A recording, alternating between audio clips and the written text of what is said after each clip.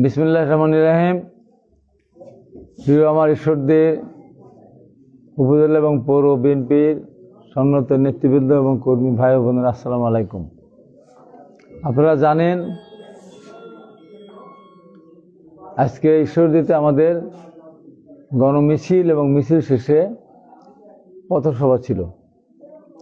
আমরা প্রশাসনের কাছ থেকে অনেক আগেই অনুমতি নিয়েছিলাম, কিন্তু কালকে যখন দেখলাম প্রশাসন সকালবেলা জামাত ইসলামকে 11 থেকে সময় দিয়েছে এবং পরবর্তী সময়ে স্বতন্ত্র প্রার্থীকেও বিকাল 4টা থেকে প্রোগ্রাম করার অনুমতি দিয়েছে। এই মাঝখানে আমরা যদি কোনো প্রোগ্রাম করতে যাই, সেখানে যাওয়া আসার পথে কর্মীদের ভিতরে সব কর্মী একরকম না, সব দলের কর্মী একরকম না। যদিও আমার দলের যারা নেতা কর্মী আছেন, যারা খুবই সহনশীল, তারা কোনোভাবেই এই মুহূর্তে কোনো ধরনের ঝামেলায় জড়াতে চাবেন না বা এই পর্যন্ত জড়াতে যাননি। তারপরেও বলতে চাই, যদি অন্য পক্ষ থেকে কোনো ধরনের উস্কানিমূলক কোনো বক্তব্য অথবা কোনো ধরনের পরিস্থিতি সৃষ্টি হয়, তাতে নির্বাচনের পরিবেশটা নষ্ট হয়ে যাবে। সারা বাংলাদেশে সুষ্ঠু নির্বাচন হোক, এটা আমি চাই। আমি যেহেতু সারা জীবন গণতন্ত্রের জন্য লড়াই করেছি, জেল খেটেছি, অনেক কষ্টের বিনিময়ে, অনেক শহীদদের আত্মত্যাগের বিনিময়ে এই নির্বাচন অনুষ্ঠিত হতে যাচ্ছে।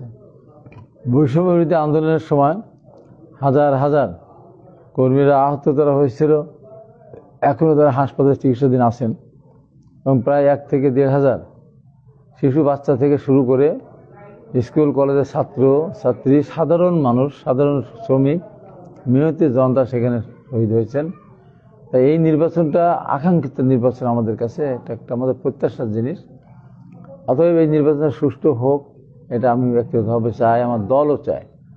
প্রশাসনের কাছে আমার আহ্বান থাকবে, এই নির্বাচনটা যেন সুষ্ঠুভাবে অনুষ্ঠিত হয়, কোনো পক্ষপাতিত্বের দরকার নেই।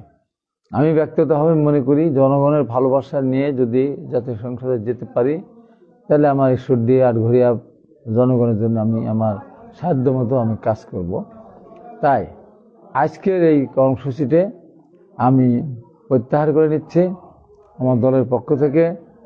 এই কর্মসূচিটা প্রত্যেকটা ইউনিয়নে বিকাল 4টার পর বা 4:30 আসরের নামাজের পর প্রত্যেকটা ইউনিয়নে ব্যাপকভাবে আপনারা গণমিছিল করবেন। যেহেতু ঈশ্বরদীর কর্মসূচি আমরা প্রত্যাহার করে নিয়েছি অজানা আশঙ্কা থেকে, সেই কারণেই প্রশাসন যেন কোনো ধরনের বিব্রতির অবস্থা না পড়েন, সেই কারণে আমরা বিভিন্ন ইউনিয়নে আমরা এই কর্মসূচিটা পালন করব। ঈশ্বরদী পৌরসভাতেও ঈশ্বরদীর সব দলের কর্মসূচি শেষ হওয়ার পর ঈশ্বরদী পৌরসভার আমাদের বিএনপি যে সমস্ত নেতাকর্মী ভাই বোনেরা আছেন, তারা ঈশ্বরদীতে সন্ধ্যার পরে বা তাদের কর্মসূচি শেষে আমাদের নেতৃবৃন্দ একটা মিছিল করবে। আমি এই জন্য এড়িয়ে যাচ্ছি যে কোনো ধরনের অনাকাঙ্ক্ষিত ঘটনা যেন কোনোভাবেই না ঘটে। এ পর্যন্ত আমার দলের পক্ষ থেকে, আমাদের পক্ষ থেকে কোনো ধরনের কোনো অঘটন বা কোনো ধরনের পরিবেশ নষ্ট হওয়ার মতো কোনো কাজ আমি করিনি। তাই আমি মনে করি, আমি একটা দায়িত্বশীল ব্যক্তি হিসাবে, আমি শুধু ঈশ্বরদীর একজন প্রার্থী না, ঈশ্বরদী আটঘরিয়া বা পাবনা প্রার্থী না, আমি জেলা বিএনপির আমি আহ্বায়ক।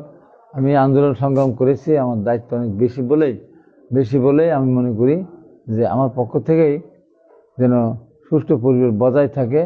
সেই জন্য আমার নিজের থেকে আমি এখান থেকে এই পরিবেশটা সৃষ্টি যেহেতু হয়েছে, প্রশাসন যেহেতু শুধু আমাদের অনুমতি দিয়েছিলেন, অন্য কেউ 8 তারিখে নিতে পারতেন, 7 তারিখে নিতে পারতেন, তারা নেননি। কিন্তু তারা, আমি এখানে বলবো যে প্রশাসনের উপরে চাপ দিয়ে হোক বা প্রশাসনকে যেভাবেই হোক, 10 তারিখে যেহেতু প্রচারণা বন্ধ, যারা নির্বাচন করছেন শুনেছিলাম কেউ 10 তারিখে করবেন, কিন্তু 10 তারিখে যে প্রচারণা করা যাবে না, এটা হয়তো আগে তারা জানতেন না, জানা উচিত ছিল। এবং বাংলাদেশ জামাত ইসলাম তাদের গতকাল করার কথা ছিল বলে আমার কর্মসূচি যেহেতু অনেক আগের থেকে এই কর্মসূচি নেওয়া আছে, তারপরেও আমি প্রত্যাহার করে নিয়েছি।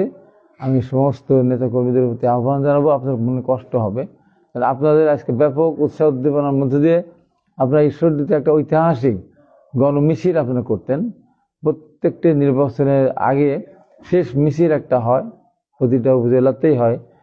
সেই মিছিলটা আমরা করতে পারলাম না, এটা আমাদের জন্য কষ্টের ব্যাপার, নেতাকর্মীদের জন্য খুবই কষ্টের ব্যাপার, মেনে নেওয়া কঠিন।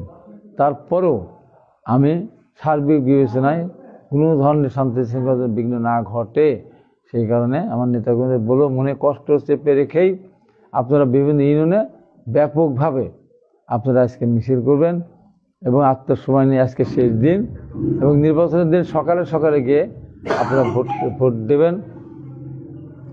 এবং একটা জিনিস খেয়াল রাখবেন, একটা দল আছে তারা কিন্তু প্রতিনিয়ত যে সমস্ত ভোটাররা যে কোনোভাবেই হোক আল্লাহর ডাকে সাড়া দিয়ে পৃথিবীতে বিদায় হয়েছেন, সেই ভোটারদের